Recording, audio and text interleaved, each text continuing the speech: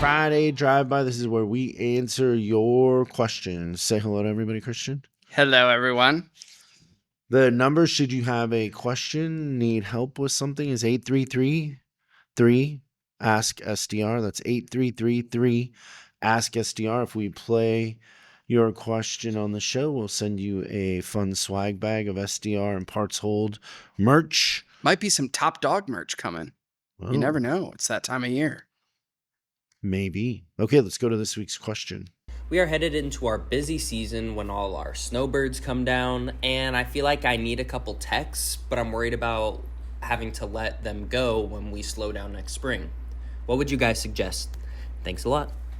So I think it's a great discussion, just the general belief around seasonality. And I've had this discussion with a lot of clients and non-clients all together. And their thought is that if they staff for the busy times, they're not going to have anything for the people to do during the slow times. And I've found actually that there is a way to flatten. And maybe it's not a perfect flattening, but the first thing I would say is if you get a good tech, like never let them go. Like grab onto them, chain them to the shop or whatever you have to do, but they should never leave.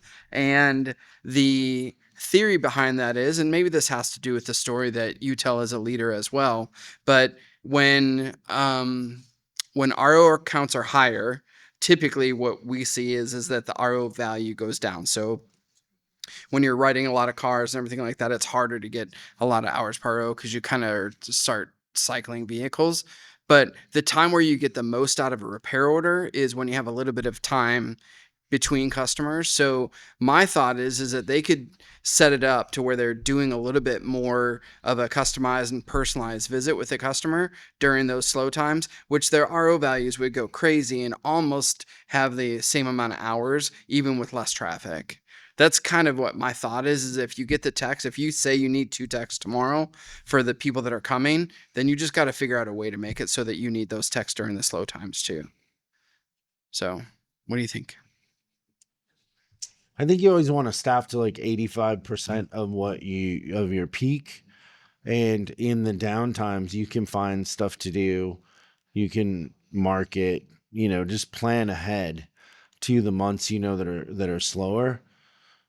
I mean, it's always kind of funny how even when it's like winter and it's time for tires and tire season, how they don't pull that ahead or think about it. They just let it happen.